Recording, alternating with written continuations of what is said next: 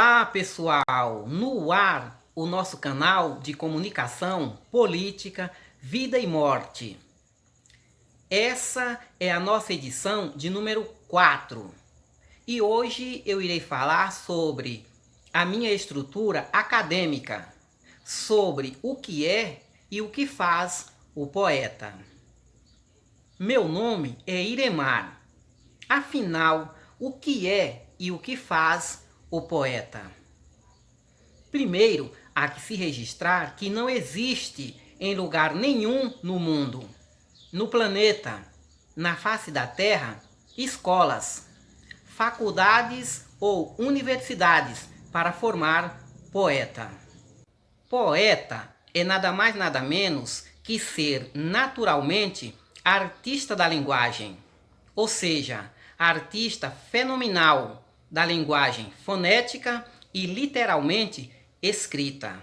Embora não existe faculdade ou universidade para formar poeta, ele existe naturalmente, querendo ou não, lá estará ele, no vocabulário dos eruditos versados em letras do abecedário.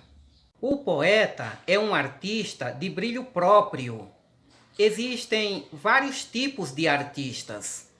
Artista musical, artista compositor, artista plástico, artista escultor, enfim, há uma variedade de artistas.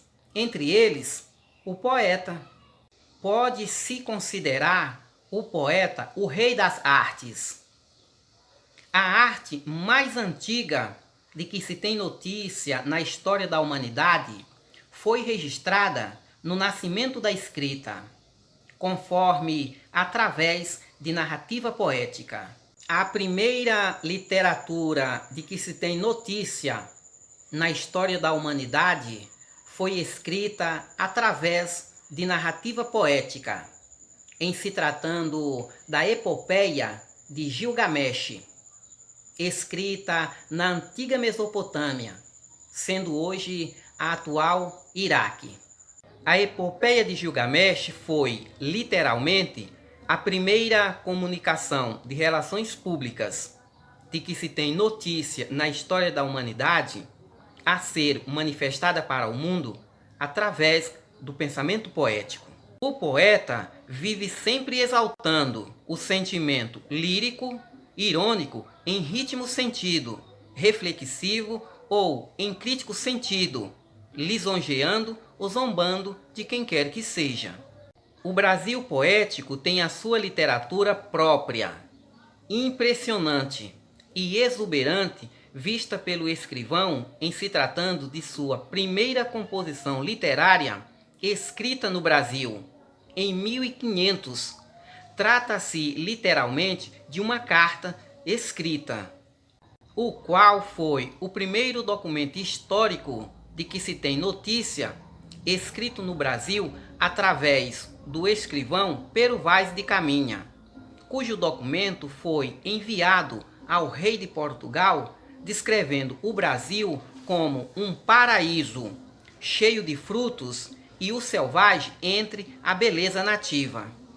Então, sabendo eu que o poeta é o artista das palavras, nos vem uma pergunta: o que faz o poeta?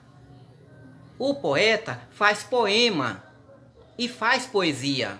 Porém, vale lembrar que poema e poesia não é a mesma coisa.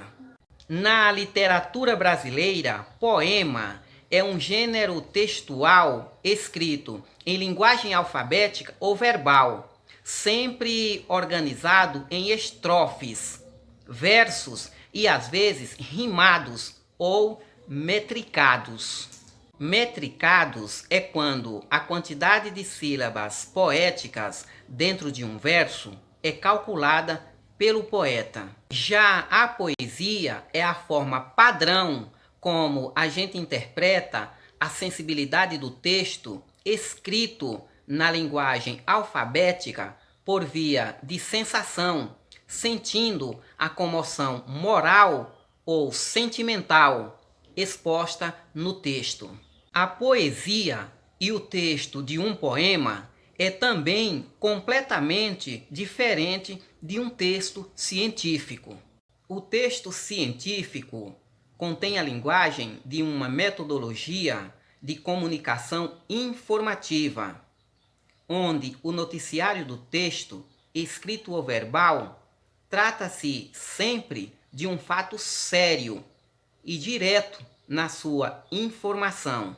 O texto poético, na sua natureza, geralmente expressa uma narrativa de comunicação sentimental e muitas vezes fictícia, como é o caso da epopeia de Gilgamesh, onde, na epopeia, a narrativa do poema, embora muito bem escrito, sua literatura traz no poema muitos mitos religiosos e seres divinos, celestiais e ilusionistas. Além de incluir os fictícios religiosos e os fictícios celestiais, inclui-se também na epopeia de Gilgamesh seres fabulosos que só existem na imaginação de quem tem o olho na nuca e a consciência no calcanhar.